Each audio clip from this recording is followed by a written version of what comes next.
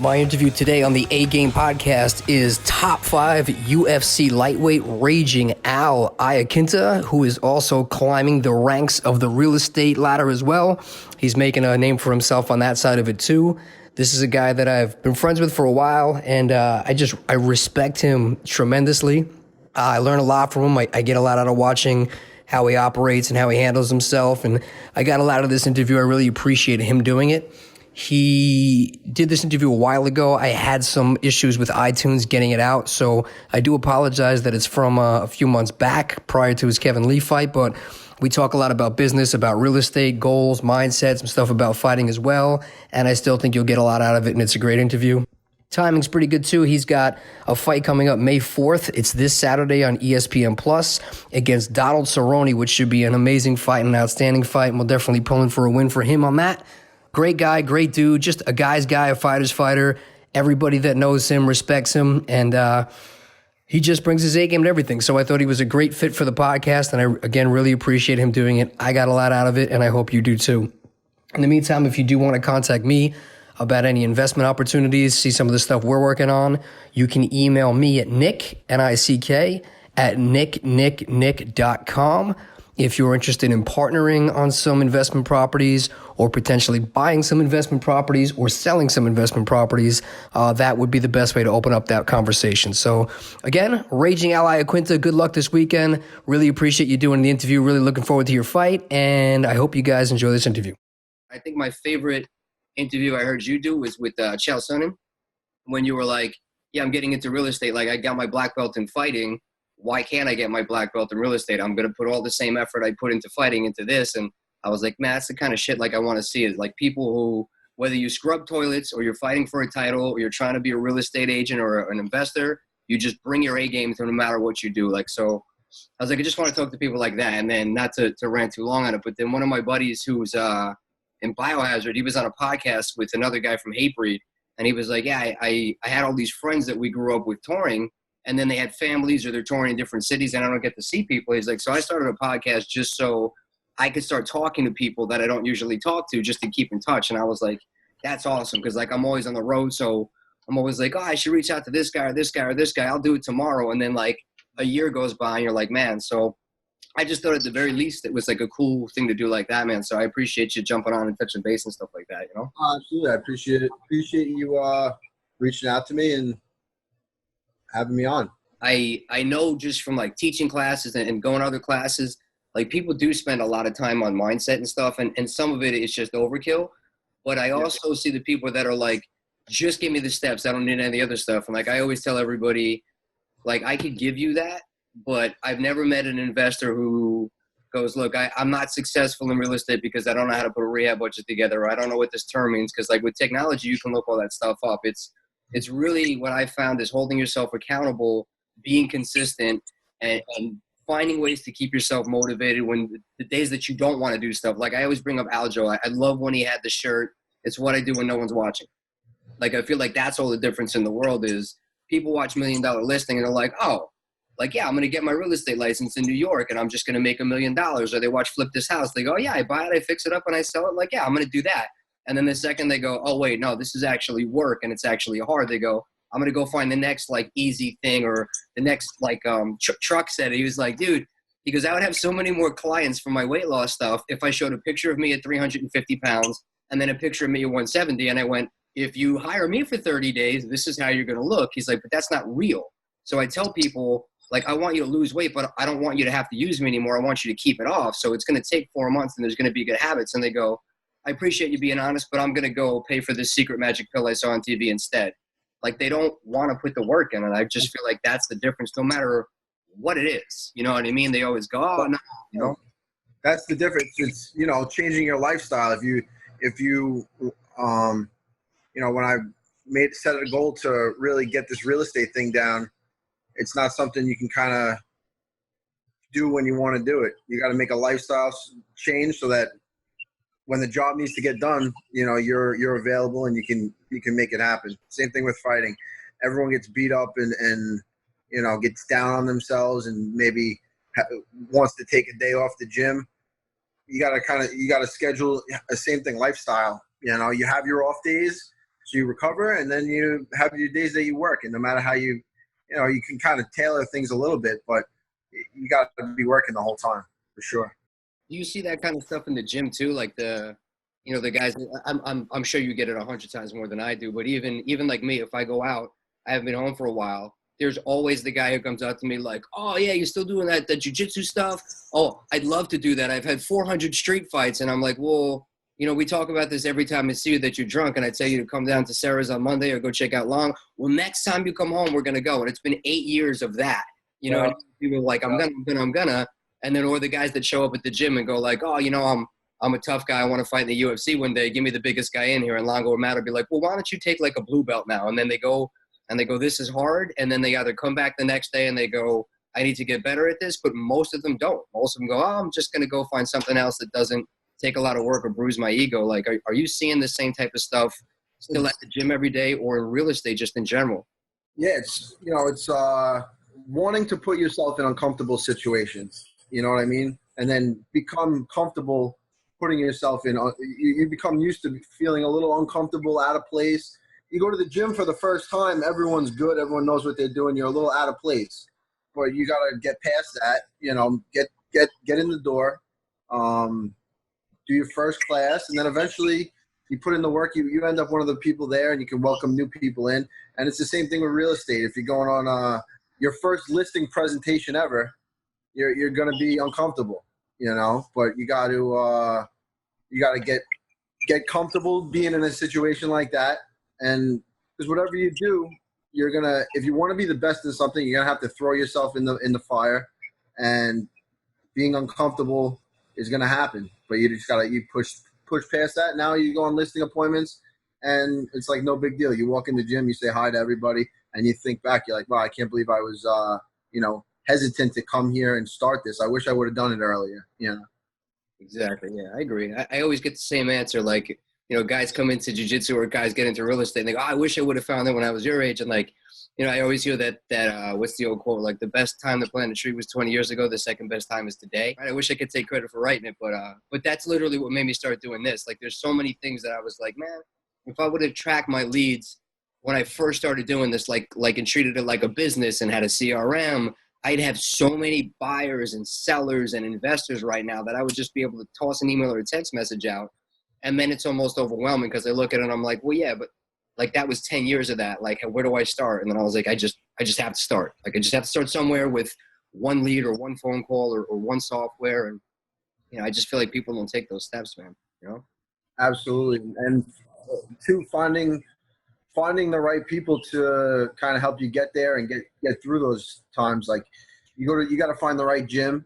If you're going to get into real estate, you might have to go through a couple different brokerages. You might have to, you might have to mess up, but you can't be afraid to mess up and, find the right gym, find the right, real estate brokerage or whatever you're doing. Align yourself with people that are successful, people that you can get along with, I guess. When I came out to the Bertucci's seminar, it was you align yourself with people that are getting the job done. I learned so much that weekend. Real estate, I found Home Smart Premier Living, which it was the three of us. My broker was with a big brokerage, and he didn't want to pay all his fees, so he started his own. It was just the three of us in a small little office in Uniondale. Now he's got like 50 agents, and I'm just glad that I left. I was with Keller Williams, and they were kind of it was kind of like, just go do your thing. They didn't really teach me too much, and then they took a large percentage. Through friends, I met Rich Raspentini at HomeSmart, and HomeSmart is it's kind of on the forefront of real estate as far as being 100% commission brokerage. So agents get 100% of their commission. They pay a transaction fee of $500 no matter what the purchase price of the house is. So agents, it's probably the fastest growing brokerage in the nation. They started on the West Coast and now coming over. My broker Rich saw how good they were doing on the West Coast, and he was a step ahead of the game. So those are the kind of people that I try to align myself with. Ray Longo, Matt Serra. They're the they're the top coaches in the sport. They've been in the game forever. They know the deal. All their guys have success. The whole team has success, and I saw that when I was getting into it. You know, you got to align yourself with the right coaches, the right mentors, the right people. Because if you want to do it on your own, it's very, very, very difficult, if not impossible. You know. Yeah. Agree. Matt always tells, water finds its own level. Yep, right. Yeah. They both have said that to me, and it's so true. You know, you're in a room with people that are training to be the best in the world, and you're there to do the same thing. It's a breeding ground for success for sure. If everybody in the office wants to be a top seller, you guys are kind of competing with each other. It's competition. I think that's the biggest thing. You know, just competing. Have the right mindset. They all find each other in some way.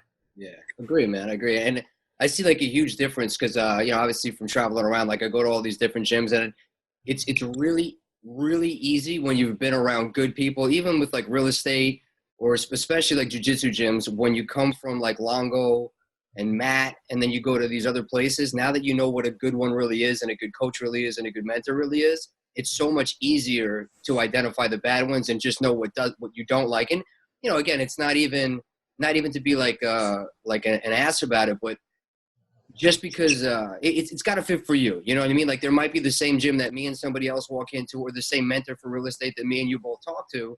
And it's not that they're bad, but they're not the right fit for me. And I think that's the other thing is people just assume like, because this is somewhere that people say is good, I'm going to go there, but they don't pay attention to those things. Like this isn't the right brokerage for me. This isn't the right gym for me. And they kind of discount a lot of that, and then the people that, it's a fine line. It's between knowing what's right for you, and then there's some people, they just bounce around and they just never, it's like they never get along. You could tell the people that have been in every gym and they just can't, they can't find, you can tell that there's something wrong there. Yeah. So people that maybe aren't the most serious real estate agents that kind of bounce around to try to get the best deal, but it's really just about working the hardest for yourself. And like you said, find the right people, but just bouncing around never works out. The people that bounce around, they always seem to be looking for something better. I don't know. I think people do that, in my experience, the people that I see that do that, it's because it's a lot easier if something's not working to point outside and say, well, it's the brokerage, it's the coach, it's the gym, it's my teammates, instead of having to actually like sit there and own like, maybe I have to look at myself. Maybe I have to put in more work. Maybe I have to act there. You know what I mean? Like it's always easier to point the blame somewhere else and point the responsibility somewhere else, which I feel like some people just don't have it. Like I've never seen you. The perfect example is when you hurt your knee, and I would go down to Longo's, and I don't care if I was there at 10 o'clock in the morning, 5 o'clock at night. You were there, and you had one leg, and you were just on the bike, or you were just rehabbing, or you were just around there, or like working out with like the kids and doing privates and stuff. Like you were putting that time in. You weren't making excuses to be lazy, and that's the stuff that people see why. Like, okay, I'll disappear for a little while. Well, no, actually, I was like in the background, still putting the time, and he was still at the gym just because you didn't see it. And that's why when you get those opportunities to jump in and freaking fight Khabib on like fucking 3 hours notice, like you do those things. That stuff I don't feel like ever happens by accident. It's all those small things every day, all those decisions you always made for like preparing for the future that people don't see. That's the stuff that counts. They just see like Al's fighting on TV. I want to go to his after party, overnight success. Like that's decades of you busting your ass and destroying your body and all that stuff, Yeah, no, I mean, that's what you said before, it's that inner battle of putting the blame on yourself. I think everyone struggles with that. I mean, I definitely do. Putting something goes wrong, and you gotta really just look at yourself, and the more you do that, I think for me, the more I realize this is my, fighting is all on me. If I can't blame a trainer, some people that blame whatever the reason you're not succeeding. At the end of the day, it's all on you. If you're at a bad brokerage or if you can't get deals done for whatever reason, there's people getting it done. So you gotta look at yourself, figure out what's got to be changed, and go on. Because if you keep blaming everybody else, it's going to just be the same song and dance. It'll always be somebody else, but you'll always be right. But it'll be the other people that you put the blame on, and putting the blame on yourself, you get it done. That's it. Just get it done. Have you always been like that? Have you, like, what was it that you think happened? Like, it's like for me, obviously, like, it was stuff with like my hand. Like, I don't feel like I was always like as driven or goal oriented until I found out that like, oh, like you can't always just do it tomorrow. Like things do change, but like other people are just kind of, I guess, born with that mental just strength and toughness and competitive edge and just kind of take no crap attitude. Like you've had it as long as I've known you, but like, is that something you've just always been like since you were a kid? I think to a certain extent, yes. My father was a football coach. Both my parents were always very involved in athletics, so competing was always. So I always played sports. But really, when I turned up the notch was when I was in I was in high school. I wrestled varsity in ninth grade, and I really was. I was young. I wasn't great. I got beat up a little bit. I took a lot of losses that year, and I was like, I made it. I just immersed myself in wrestling. I said, I'm going to do whatever I have to do. 2 summers I went to Jay Robinson Intensive Wrestling Camp, which is it's 28 days. You practice like 3 times a day. It's like a boot camp, military guys. At the time, I've heard that they've lightened up a little bit because it was really intense. But I heard they've lightened up a little bit. Like, I mean, I guess it seems like everyone's lightening up on kids these days. But it was brutal, man. And a lot of it was mindset. They trained you in wrestling very hard, but Jay Robinson, he's a really good. He's University of Minnesota's head wrestling coach forever. I'm not sure if he's still coaching or not, but he's a great motivational speaker. And he would just every day he would talk about things like this, and it really stuck with me. Mindset, just pushing, setting a goal. He was big with goals. That's what I really learned, to set goals. I would write down my goals, long term, short term. What did I want to accomplish this week in practice? Do I want to get a new shot down? Am I having problems with something that I need to fix? Getting off the bottom, getting off my back. So I would have these short-term goals. How many practices I wanted to get in? How many medium-term goals? How many matches I wanted to get in a summer? And then the long-term goal. What was the end goal? Being all county, being all state, winning a state title, stuff like that. And then a lot of those goals I didn't reach. So I transferred it over into MMA, and I set new goals. You don't reach goals, you reset them, you redo things, and just keep pushing through. That's awesome, man. I like that. You don't reach goals, you reset them. That's good stuff there. Yeah, I mean, you set goals high, because if you set them too low, I always set I set them high for myself. I hold a high standard when competing with other people, and you don't always get there. When you do, that's the best feeling. Having a goal written down and just crossing it off the list, get a goal accomplished, on to the next thing, looking up higher, keeping it going.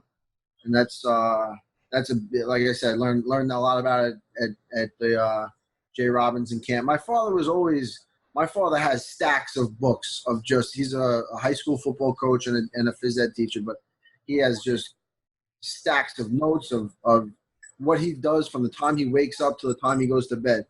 He wakes up at like 5 a.m. He's doing this, and it just makes the day flow. You have everything in front of you. You see it every day, and same thing with the goals. You write down your goals; they're in front of you. You see it every day, and you remind yourself.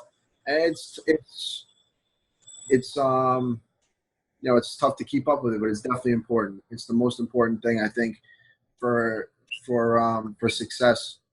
And brought that over to the real estate thing. Same thing. How many meetings do I want to have with people? How many houses do I want to get? How many listings do I want? How many buyers do I want? And the end goal, how many deals do I want to have done over X amount of time? That's awesome. How do you structure that? So again, a balance is always like a tough thing. So between fighting and doing privates and doing real estate and doing like social media stuff and podcasts and things, do you use just like a notebook, or even your dad if he's been doing that forever? I know guys that use whiteboards, guys that use like Dropbox, Excel sheets, pads, and is there like a specific time of your day that you made that a habit? Like I wake up in the morning, first thing I do is write down my goals or plan out my day, my hours, my week. Like how specific and routine have you made this stuff? If it's the night before, I'll write down kind of my schedule for the next day. I'm waking up at this time. This is the first thing I'm going to do.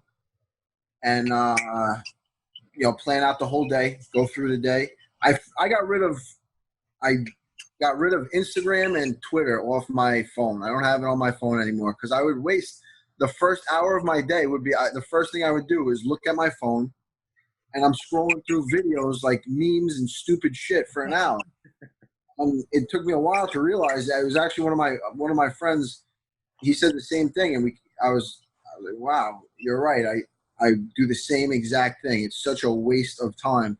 So now the first thing I do is I wake up and I write goals, stuff like that. I've been doing reading more, but the social media shit, holy crap, that'll kill you. It's like it's an endless pit of just videos and stuff. It's cool stuff, good to pass the time, but it's not going to get you anywhere. I mean, your business are you getting through social media? Because I know you have like probably the most popular parody account on like the entire Twitter universe. But that's like another thing that I was really interested, because you're a little bit of an anomaly like that too. That for some reason, which I think is so crazy, of all the things that people do, the keyboard warriors for fighters are the worst.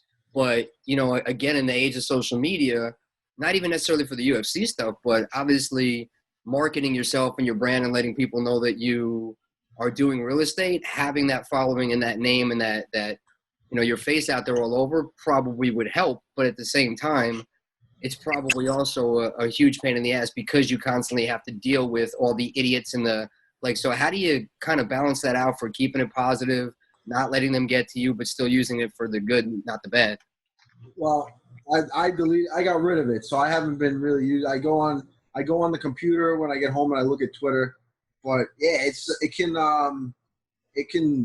can mess with you. I found myself responding to all the negative, and then the good, when people would say something good, I'd just be like, oh, thanks, but kind of be like, I wouldn't emphasize that. I'd kind of overlook the good, and then you really just, people say negative things and let it get. I think getting rid of it, it'll be a lot better for me as far as that goes. I won't be harping on the what people say, the negative stuff, because you see it all. I think that's. But going back to the other things, the scheduling, that's so important. Waking up and the first thing you're doing is something positive, just sets a good tone for the day, rather than sitting there and, I don't know, looking at nonsense. No, I agree, man. It's a total time waster, and it can put you in that black hole. It's hard sometimes to shut that stuff out. Like even, I'll look at stuff, and even today I was looking for one of these guys I just met, and he was on a podcast. So I searched for the podcast, and it linked me into like 100 real estate investing podcasts. And then like you start to think, everybody's doing this. Nobody's going to listen, and there's not going to be any deals. And like it's easy to go down that black hole. You know what I mean? But I feel like, you start going for it, and I don't know, you just kind of dig through. And I know it works, but I assume that most people quit. Like even it's crazy to me. I'll go to all these networking events. I probably spent like 50 grand on all these extra networking events over the last like 6 weeks. And I've met so many people, and I've barely heard from anybody, and nobody posts like on the forums or the sites or like lets me know about their deals. So I've been going and contacting people, and most of them are successful people in their own right already. But I feel like just overall, I don't know what it is that people get so fired up and then they just fizzle out so fast, man. They're not in it for the long ball. It's definitely, that's definitely, yeah, I think that goals kind of can keep you steady. You have the goals, as long as you're still looking at the goals, you have it in front of you. If you have no goals, you can just work your ass off for a couple months, and then you kind of get fizzled out. Like you said, because you don't have you're not working towards something. You get a little lost. I find that happening to me time to time. They say it takes like 28 days for something to become a real like regimen in your life. So you really got to struggle through those first 28 days, and then after a month, it basically becomes part of your routine. You wake up and you're reading a chapter in a book, or you're waking up and you're eating something healthy. You're putting something good in your body. The first 28 days might be difficult. It might be hard. But once you go past that threshold, it becomes part of a habit. And that's habit is something that I can tell when I'm doing all the right things, because it seems so easy. I've been doing it for a while. It's repetitive over and over again, and just raising the bar a little bit here and there. That's another thing with the goal setting for sure. What are some things you tell yourself when you find yourself slacking off? Like, do you have, because obviously you're a very like internally driven guy, and you're doing a lot of like really over the top stuff that you've become successful in. So like on the days you don't want to train, or the days that like maybe you have a client bail on you, or the days that you just want to eat freaking pizza and drink beer all day, like how do you keep yourself from not kind of going off the deep end and pulling yourself back in? Because I know you're good at having both. Like I've seen you in the gym 10 hours a day, and then I've seen you at the beach for 5 days straight. You know what I mean? So Yeah. how do you make sure that you don't go too extreme one way or the other, or keep yourself consistent? You got to know what you want and make it happen. I've always wanted to be able to go to the beach and hang out when I want to go to the beach and hang out. So I've kind of, my life has been, I got into fighting where I can train for a fight, and in between training sessions, I go to the beach and I relax, and it's kind of good for my body to just hop in the water, move around a little bit. It's kind of recover. It's a good recovery. It's a good relaxation, and you need that. But at the same time, I can go down there and I can make calls to potential clients. I can follow up with existing clients and stuff like that. So I kind of knew what I wanted to do. It was always a part of my life. Being able, I live 5 minutes from the beach. I hop down there, and I get my work done. And it's almost like a goal of mine too, to be able to have the freedom to go to the beach. And I do a lot of things. I rent rooms in my house to, so I'm not, it helps with the mortgage. It helps with everything. And would it be easier sometimes to just live by myself and not have to worry about people coming in the house and whatever? I do Airbnb too. Yeah, it probably would, but it's it helps me live the lifestyle that I want to live. So I've set my goals in that too. What do you want to? How do you want to live? How do you want to live your life? What do you want to do? Do you want to be able to go golfing every day? So that's cool. You can go golfing every day, but you gotta the rest of your day has to work like someone.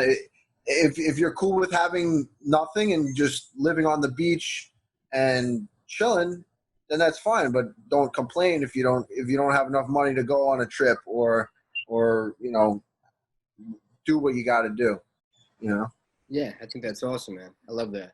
I actually, I was there the first day you came into Longo's. Well, I don't know the first day you came in there, but when you had that sparring session that first time, and Yeah. I don't know if I ever told you, but Costa, I know Costas Philippou for a while, and he kept telling me, he was like, oh, I have this friend, and he's your size, and you're gonna spar, okay? And like for like a week this went on, and I was like, all right. And then I was talking to Johnny Eubanks and Al Jordan, and they were like, who's the guy? And I was like, Al Iaquinta, and they were like, you don't want to spar with him. And I was like, this guy's saying I have to. So come down tomorrow. Like, Al's coming and you're going to spar with him. And I was like, well, how many fights has he had? And at the time, I had to get like 20 amateur fights or something.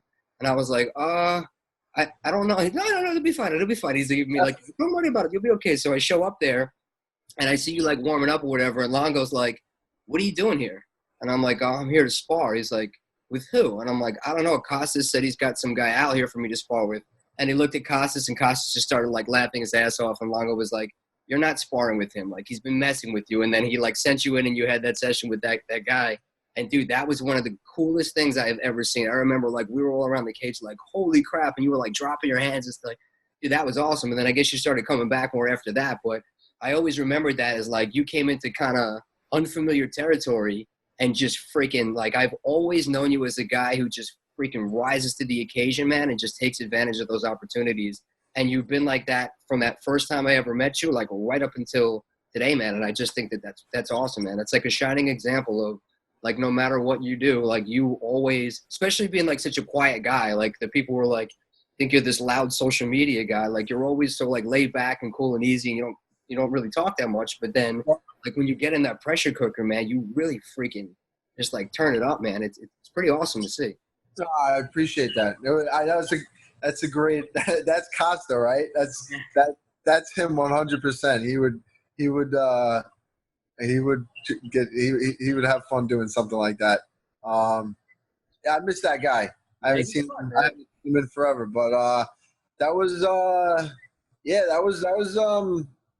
and that's kind of where I saw. I was training at a different gym at the time, but I saw that Ray and Matt, what they had going on there, and like my parents were never really behind me doing the fighting thing. They were always, go to school, get a job with benefits, pension, blah blah blah, and I just knew I just wanted to be in the gym fighting. I was kind of missing school. I was cutting out on. I went to Nassau, and I dropped the classes that I wasn't doing good in, and I would end up having a pretty good GPA, but I had a million withdrawals because I was going to the gym and I was just not into school. It was just kind of not my thing.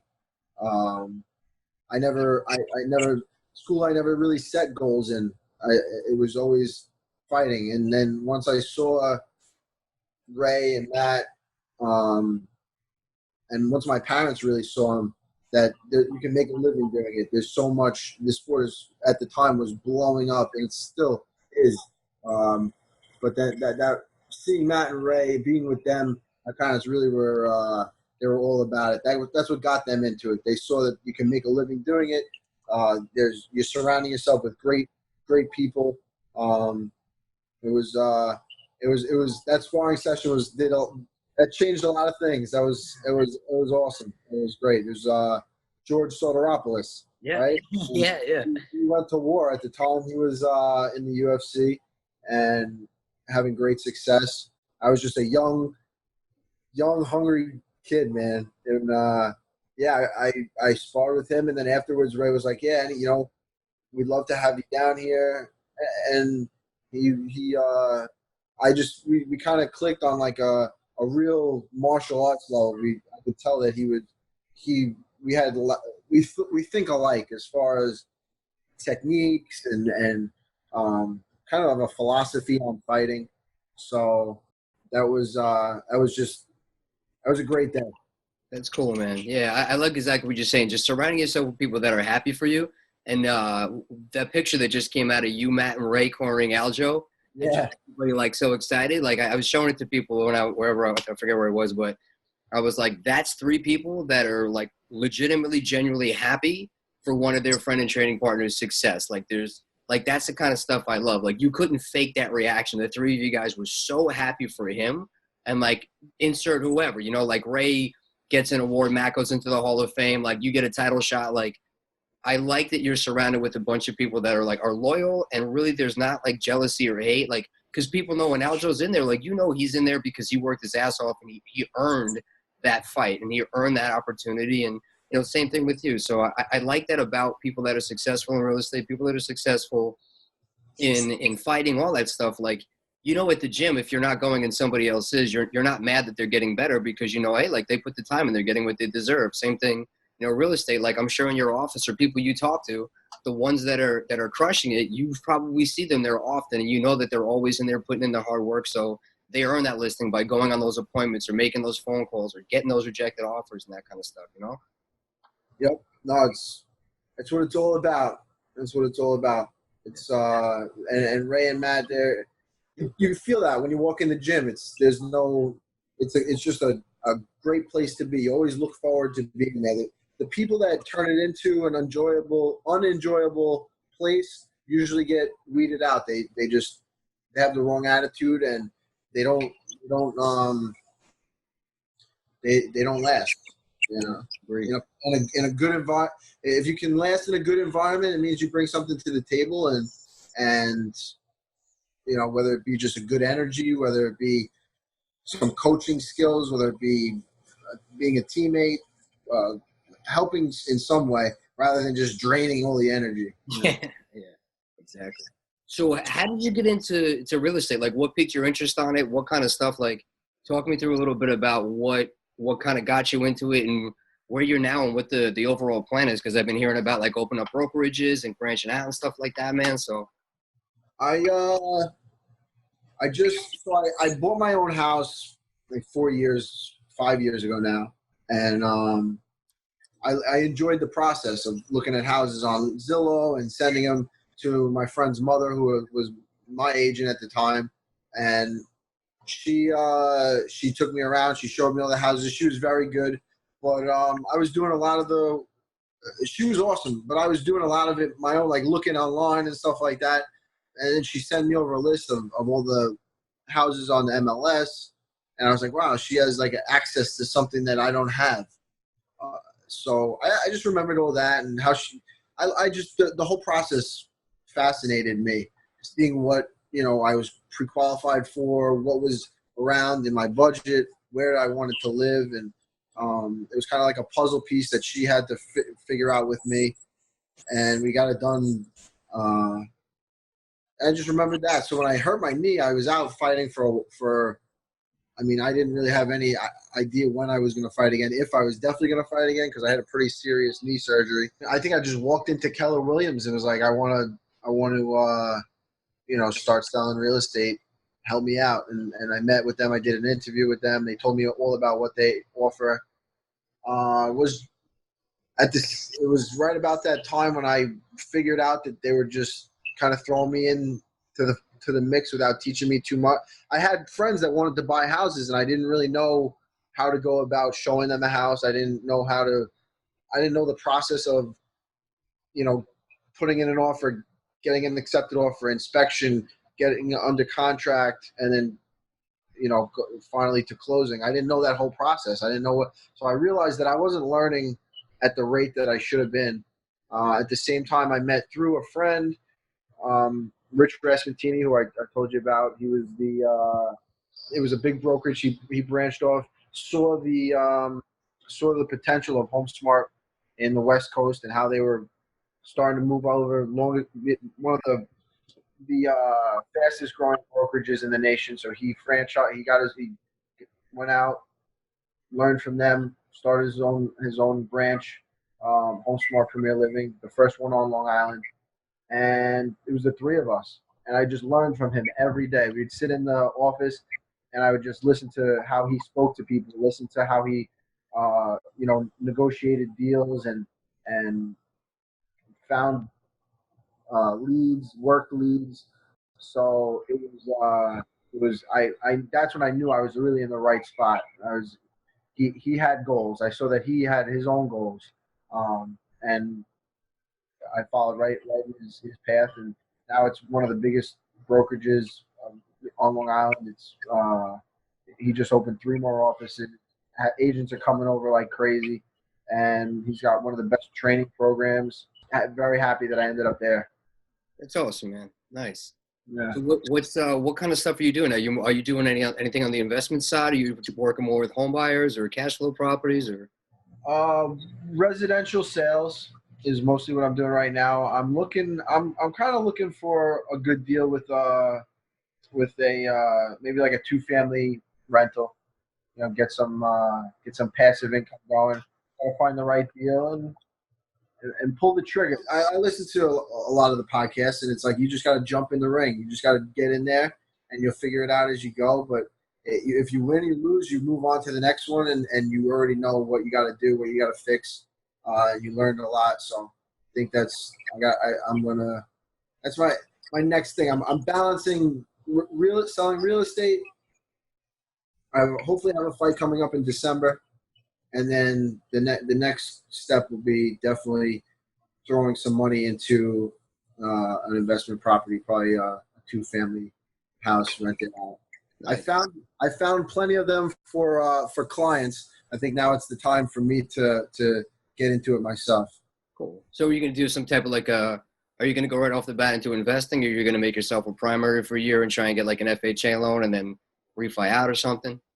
I would like to find something distressed, some two family house, put some money into it, rent it out, refinance it, throw that money into another one, and kind of build a little portfolio of houses. I would like the goal would be to have like 10 solid two family rentals. That's kind of like that's the goal in my head.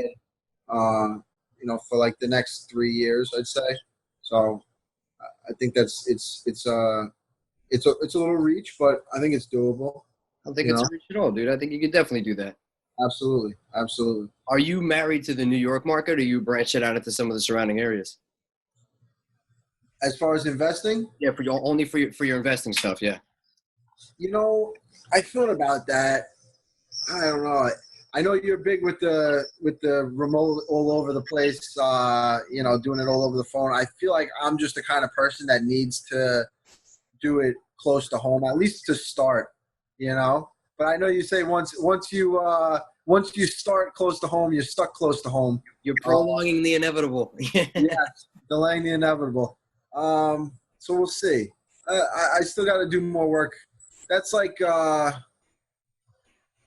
going to focus on that after December. My fight in December, and then I think that'll be the my next date is looking towards a fight in December, and then after that I'll have a lot more time to really do the proper research and make it happen. Are you is that looking like it's going to be that Milwaukee card with Kevin Lee? Yeah. I think that's they keep telling me that's the plan. I'm still waiting for a contract, but they say that's the plan, and it's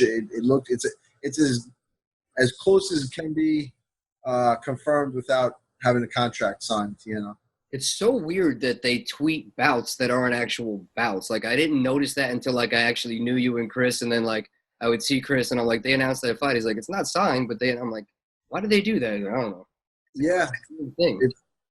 I don't know why they've been doing that. I think they kind of stopped it because fights have been falling through or whatever. But I don't know. Maybe it's the kind of pressure guys into taking a fight, or I don't know what it is. But it's definitely it's kind of annoying. I think, right? I can't imagine how frustrating that is for you as the fighter having it. They find out on Twitter that it's a fight, I guess, but you're still like, I didn't sign a contract. I don't know. Yeah.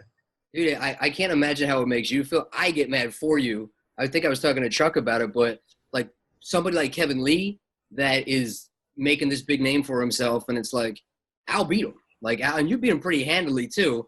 And then Khabib, everybody's now, I figured out the secret to Khabib because Al did so good with him. And I think people are going to quickly realize when they see if you fight Kevin Lee again and smash him, or however the Conor stuff goes, that people are going to have to realize by how good Kevin Lee and how good Khabib do that it wasn't about how great they were or how bad a night they had. It was how good you actually are.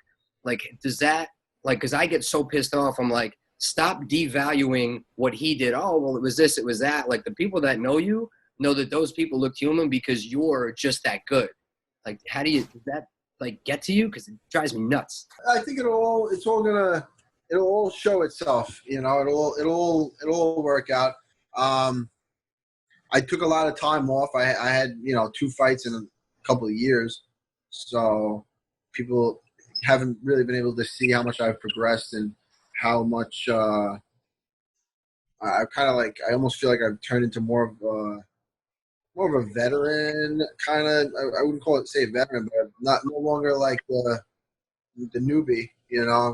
I'm pretty comfortable now in the cage, and I've been there.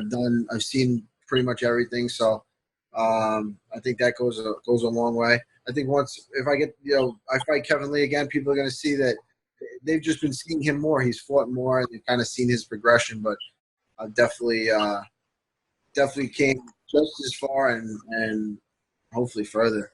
But He's been working hard. He's definitely been working hard. He's had some good fights. He's tough. I think he's going to be just trying to wrestle the whole time. But we'll see how it goes. It's going to be fun.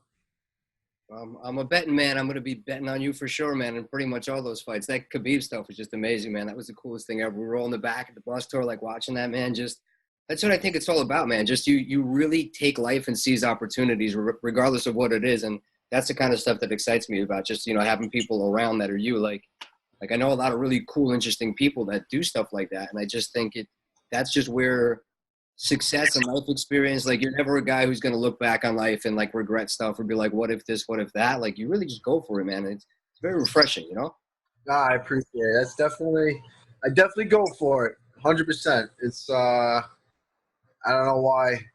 Sometimes, it's just a good thing, I guess. Sometimes I can, I don't even say getting myself into trouble, get myself over my head, but no, it's I go for it, and like you said, no regrets. Just take whatever opportunities you get. Try to. I just wish I had a little more time to train for that fucking guy. I got. But that motivated me. I showed me this guy's like the best in the world. He's the number 1, number 2 ranked guy. And if I can, on a day's notice, go 5 rounds when I was only training for 3 and I was training for a totally different fight. I think I definitely have I'm right there. 100%, man. 100%. Yeah, that was, I think that was the goals and do it again. Yeah. That's it. You're on your way, man. You're on your way to getting there. Yeah. On the investment side, when you write down your goals and stuff like that, like, so when you're saying, hey, I want to get 10 houses or 10 2-family flats in the next year or whatever it is, with the 10 houses, I would encourage you when you look at them, think about like really what do you specifically want out of the houses? Is it a long ball for equity, for pay downs, for cash flow, for cash on cash? Like, because if it comes down on the investment side to just numbers and rate of return and things like that, and that's really what's driving you, that's where I think, especially on the buy and holds, you might want to look into some of these other areas. And it doesn't necessarily mean it has to be somewhere that you have to do everything over the phone. Like we're in a nice place in the tri-state area that you could drive to New York, New Jersey, Connecticut, Pennsylvania. I have properties in Delaware and Philly that within an hour or two, you can still hit a lot of really good places that'll get you some of that. Or maybe it is that you want to play in Long Island because there's just so much money there. And if you can get a good equity spread on it, you know what I mean? But I would try and figure out on the buy and holds of like, what is it that you want? The equity, the cash flow, the rate of return. And, and then I can definitely help you if you want to get into some other places and things like that. I've picked up so many cool things over the last like 6, 7, 8, 9 months from the different people I've just been coming across to really kind of dial things in and find some good opportunities and some stuff I wanted to kind of set up with you in New York as well. But that's what I would definitely start to look at after December, man, for sure. I feel like my network is Long Island based. I have a tough time. You see, you're like a nomad. You're all over the place. You travel. You're always in a new city. I like to travel, but I don't think I could leave. Like my network, everything's right here. Maybe I don't know. Maybe like Suffolk County. I think even out there, you get a lot more for your money and stuff like that. But definitely, I realize I have a lot to learn, so I'm going to be picking your brain, and I'll need to know as much as possible before I really get going. Yeah, dude. When you get the flight out of the way, I was talking to Aljo a little bit yesterday, man. But we could definitely sit down and I could show you some of the stuff that we're working on and some of the things that we're doing. And even if it doesn't pan out, I think it'll get you a better comfort level of realizing that you really don't have to be there. Because like there's definitely properties that I go see or go check on. Yeah.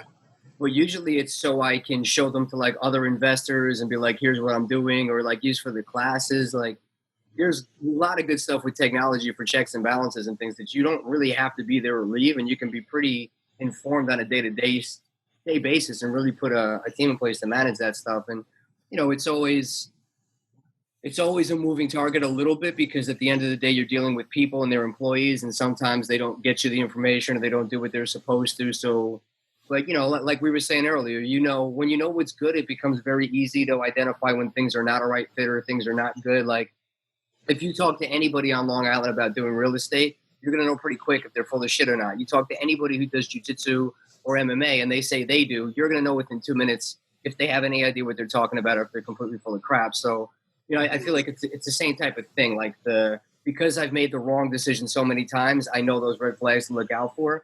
And I think that you're always doing the right thing. Like you said, you surround yourself with people that can mentor you and help you. Or in my case, I always think what I bring to the table is I've done it all wrong already. So I know all the things to look out for so other people don't have to make those mistakes and stuff. And happy to help, man. As soon as you're ready to focus on it, we can get you going for sure. Absolutely. Appreciate it, Nicky. Cool, man. You're the man. Wrapping up, any things you want to plug? Like, how do people find you? I guess not on social media, but they want to talk to you about a home, any investment stuff, just kind of follow you, see what kind of stuff you got going on, follow your fight stuff. Raging Out Realty at yahoo.com. Shoot me an email. If you're looking to buy, sell property anywhere in the United States, I can help you out. Hopefully, we lock this down December 15th. Kevin Lee, Milwaukee, Wisconsin, on Fox. Main event. That's the game plan. I've been training for it.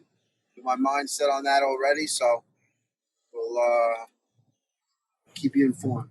I love it, man. And if that fight goes through, I will 100% be there. I can drive there from where I am. I already have that date cleared, and I'll be home all week, man. So I'll hit you up. So I think we're going to get some rolling, and so hopefully we get to see one of them. Sounds good. All right, man. I appreciate it. Raging Al Iaquinta, you always bring your A game, my dude. I appreciate it.